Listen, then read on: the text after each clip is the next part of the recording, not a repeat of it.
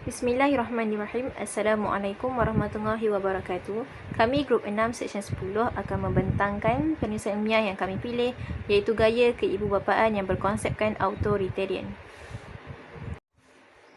Berikut merupakan ahli kumpulan saya. Yang pertama, saya, Siti Umairah Salihah binti Morris, KBJ 2008-10588. Seterusnya, Siti Rabiatul Wardina binti Muhammad Idris, KBJ 2008-10583. Siti Nur Auni binti Muhammad Safri, KBJ 2008-10570. Saidatul Aini binti Sabri, KBJ 2008-10550. Dan yang terakhir, Sharifah Syakira Eliana binti Said Abdul Rahim, KBJ 2008-10599. Ruangan sudut ilmu. Baik, di ruangan sudut ilmu ini kami kepilkan satu persoalan. Gejala sosial dalam kalangan remaja dilihat semakin meruncing. Adakah ibu bapa yang menjadi punca utama?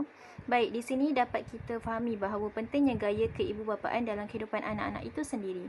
Gaya keibubapaan itu merupakan satu tindakan ataupun cara yang berkaitan bagaimana ibu bapa mendidik anak-anak. Di samping itu, tidak dapat dinafikan bahawa cara ibu bapa mendidik anak-anak berbeza dengan cara ibu bapa yang lain. Kemudian kami kepilkan juga isi kandungan, iaitu apa yang ada dalam slide ini. Ada definisi, ciri-ciri, kesan dan peranan ibu bapa. Nama saya Siti Auni binti Muhammad Safri. Nombor ID number KPJ 2008-10570. Hari ini saya akan menceritakan definisi gaya keibubapaan auditorium. Yang pertama ialah ibu bapa yang mengenakan kawalan yang ketat terhadap anak-anak mereka dan tidak bertolak ansur kepada anak-anak mereka. Seterusnya, konsep gaya keibubapaan auditorium yang kedua ialah ibu bapa menentukan peraturan atau undang-undang keluarga dan perlu diikuti oleh anak-anak mereka, seperti ibu memberi peraturan supaya kanak-kanak tidak boleh keluar pada waktu malam dan kena tidur sebelum pukul 12 malam, dan peraturan tersebut perlulah diikuti oleh anak-anak. Yang ketiga ialah menggunakan kaedah disiplin yang berbentuk hukuman. Contohnya, jika kanak-kanak melanggar peraturan, mereka akan dikenakan hukuman. Contohnya, kena bersih halaman rumah, tidak boleh keluar untuk bermain dan sebagainya. Akhir sekali ialah keputusan ibu bapa tidak boleh dibantah dan mematuhinya tanpa menyoal. Contohnya, kanak-kanak meminta izin untuk keluar rumah tetapi ibu bapa mereka tidak membenarkannya, dan kanak-kanak tidak boleh bertanya kenapa tidak membenarkannya untuk keluar rumah. Sekian, terima kasih. Okey, di sini saya ingin menerangkan tentang ciri-ciri authoritarian. Sebagaimana yang kita tahu, ciri-ciri authoritarian menggunakan desakan yang tinggi dan respon yang rendah. Ada 4 ciri-ciri authoritarian yang kami telah sediakan. Ialah menggunakan peraturan yang ketat. Dengan menggunakan peraturan yang ketat, membuatkan kanak-kanak berasa kurang keyakinan dan tidak yakin pada diri.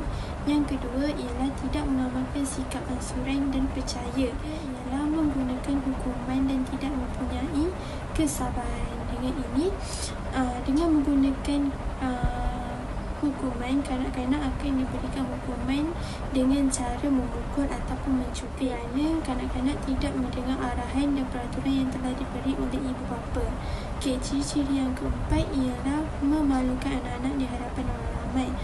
Ibu bapa lebih memilih untuk memalukan anak-anak di hadapan orang ramai kerana tidak mengikuti kehendak mereka, iaitu dengan melanggar peraturan-peraturan yang telah ditetapkan. Kesan gaya keibubapaan yang pertama ialah anak-anak ini tidak berpuas hati kerana sikap ibu bapa yang menekankan peraturan kepada anak-anak sehingga menyebabkan mereka terpaksa mengikut kehendak ibu bapa tanpa diberi ruang kepada anak-anak untuk berbincang. Yang kedua ialah anak-anak ini akan menjadi rendah diri. Hal ini kerana anak ini merasa kurang yakin kepada diri mereka sendiri untuk melakukan sebarang tugas atau aktiviti, disebabkan mereka ni selalu dihalang oleh ibu bapa untuk melakukan perkara yang mereka minat. Dengan itu, mereka ini apabila dewasa akan cenderung untuk tidak melakukan sebarang aktiviti tersebut. Yang ketiga ialah kanak-kanak menjadi agresif kerana emosi mereka tidak stabil disebabkan tekanan dengan ibu bapa yang mendesak melakukan perkara yang mereka tidak suka. Antara contoh sikap agresif dalam kalangan kanak-kanak ini ialah menendang, memukul dan menumbuk. Tetapi berbeza antara kanak-kanak lelaki dengan perempuan. Kanak-kanak lelaki dia agresif, dia menumbuk, menyepak, menendang. Tetapi kanak-kanak perempuan cenderung dalam menjerit dan mencubit. Yang keempat pula ialah kemahiran sosial anak-anak ini rendah disebabkan ibu bapa terlalu tegas dengan peraturan sehingga anak ini tidak dapat bersosial dengan kawan-kawan di luar. Dengan itu kanak-kanak ini tidak dapat mengetahui perkara yang berlaku di sekeliling mereka. Baik, cadangan ataupun cara mengatasi permasalahan ini. Yang pertama ialah asuhan yang betul. Ibu bapa wajib memberikan asuhan yang betul kepada kanak-kanak kerana asuhan yang betul boleh menjadikan kanak-kanak sebagai orang yang cemerlang dari pelbagai aspek. Yang kedua ialah memberikan perhatian dan peka dengan kanak-kanak. Ibu bapa tidak boleh mengabaikan tanggungjawab mereka terhadap anak-anak maupun mengabaikan kebajikan kanak-kanak yang mereka perlukan. Mereka seharusnya mendengar segala luahan ataupun ketidakpuasan hati yang anak-anak mereka alami. Yang seterusnya ialah didikan yang sempurna. Seperti yang kita tahu, didikan yang sempurna wujud apabila adanya ilmu kehidupan dan adanya asas Islam yang kuat. Dengan adanya dua-dua benda ini, maka mereka akan membesar menjadi insan yang sangat berguna. Cadangan yang lain ialah kasih sayang yang secukupnya. Kesibukan kerja tidak perlu menjadi alasan mengapa kanak-kanak tidak mendapat kasih sayang. Seperti yang kita tahu, kanak-kanak yang terlibat dengan permasalahan seperti gejala sosial ataupun perkara-perkara negatif yang lain adalah disebabkan salah satu ialah kurangnya kasih sayang daripada ibu bapa. Dan cadangan yang terakhir ialah ibu bapa perlulah meluangkan masa dengan kanak-kanak. Mereka perlulah mengadakan masa untuk sentiasa berbual ataupun memberikan pandangan tentang satu sama lain supaya baik ibu, baik bapa ataupun anak-anak tahu apa kelemahan yang mereka alami.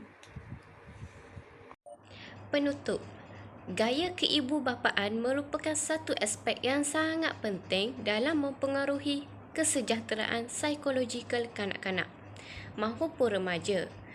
Ibu bapa yang mengamalkan gaya keibubapaan autoritarian atau permisif akan dapat meningkatkan kemurungan kanak-kanak, manakala gaya keibubapaan autoritatif pula dapat mengurangkan kemurungan kepada kanak-kanak. Akhir sekali, fikir-fikirlah corak keibubapaan manakah yang anda ingin praktiskan untuk membentuk sahsiah anak-anak. Sebelum itu, ibu bapa perlulah memperbaiki sahsiah diri sendiri ke arah yang lebih baik. Bak kata pepatah, bagaimana acuan begitulah kuihnya. Oleh hal demikian, ibu bapa seharusnya memilih gaya keibubapaan yang terbaik bagi memastikan anak-anak mereka dapat menjalani kehidupan yang terbaik. Ini adalah contoh keratan akhbar gaya keibubapaan yang di Malaysia yang ibu bapa terapkan kepada kanak-kanak.